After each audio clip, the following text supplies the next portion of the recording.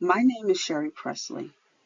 I am an advocate with Disability Rights South Carolina. Disability Rights South Carolina is the protection and advocacy system for South Carolina. We are here to help people with disabilities understand and defend their rights. In this presentation, I am going to be discussing pre-employment transition services and vocational rehabilitation transition services. These can be helpful services to be aware of during the transition process. First, let's start with discussing what transition is. Transition is the process of preparing for adulthood. It's a time for students with disabilities to explore their areas of interest, learn new skills, and learn more about resources and services that can help them navigate life after high school. Keep in mind, transition is individualized.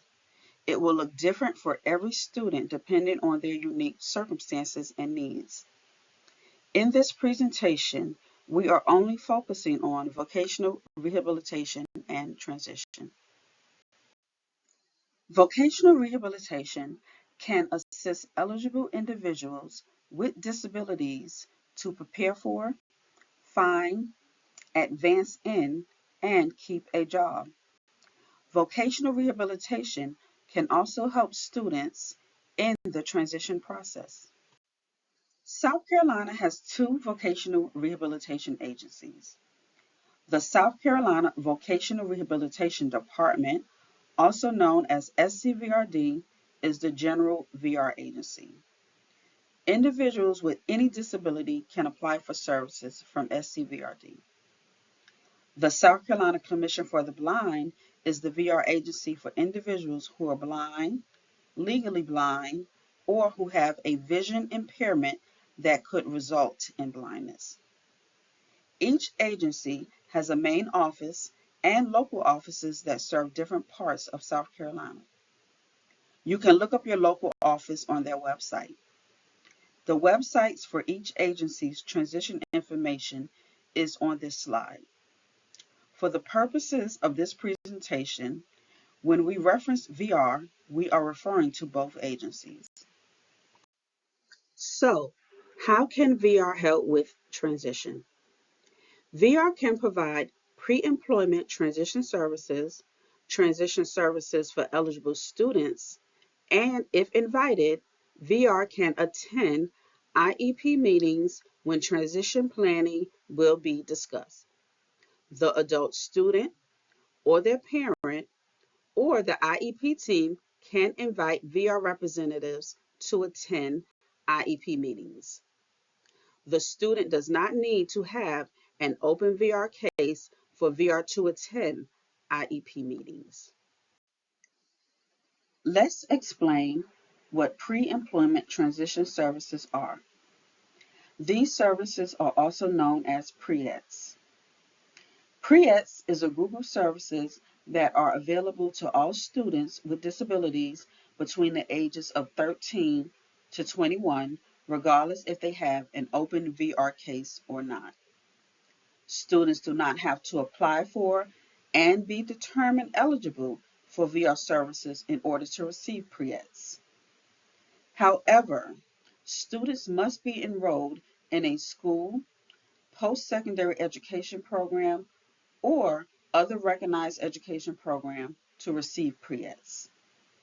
These services can help a student find a career of interest and learn new skills to help them achieve work goals and prepare for life after school. These services can be requested by the student, or a student may be approached about these services. They may be provided by VR, or they may be provided by another entity through an agreement with VR. There are 5 Pre-ETS services. Job exploration counseling really is just exploring areas of interest and what careers are in that field. Workplace readiness training helps the student to learn how to navigate workplaces professionally. Work-based learning experiences. This could be internships, visiting jobs, volunteer opportunities, or work experiences. This could be at school or in the community. This service really allows the student to test out work and learn work-related skills. Counseling on post-secondary opportunities. This explores post-secondary options such as college or technical school, depending on the student's desires and needs. Self-advocacy skills. Effective self-advocacy is one of the most important skills a student with a disability can have in navigating adulthood.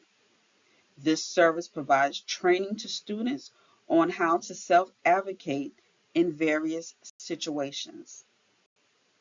A student does not need to receive all 5 services.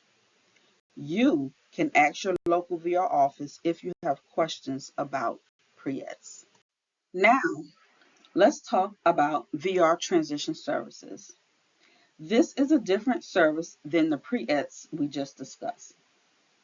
Transition services are available to students and youth with disabilities who apply for and are determined eligible for VR services. So, a student has to have an open VR case to receive transition services. VR can be involved in the transition planning process while the student is still in school and can help facilitate transition to post-secondary education and employment goals. Once the student has been determined eligible for VR services, the student will work with a VR counselor and an individualized plan for employment, also known as an IPE, will be developed. This plan will have a work goal and the VR services the student needs to help reach that goal. One type of VR service the student can receive is transition services. VR transition services are based on the student's unique needs, preferences, and interests and can include instruction, community experiences, employment planning, and other adult living goals for after school. Keep in mind that VR can continue helping a student when needed after high school ends. So having an IPE in place before exiting high school is an important consideration. This can ensure a smooth transition process and not delay a student toward achieving their work goals. We hope this presentation helped inform you about VR services for transition age individuals. This slide has contact information for Disability Rights South Carolina, including our helpline, TTY number, general email, and office number. For more information about DRSC, including resources, please visit our website at www.disabilityrightssc.org. This presentation provides general information not intended to be legal advice. The information was based on law guidance at the time it was written. As this may change, please contact DRSC for updates. The views expressed in this presentation are solely those of DRSC. This presentation is partially funded through a Social Security Administration SSA grant agreement.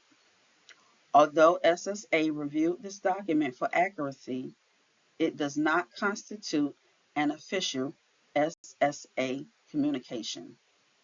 This presentation was developed at U.S. taxpayer expense.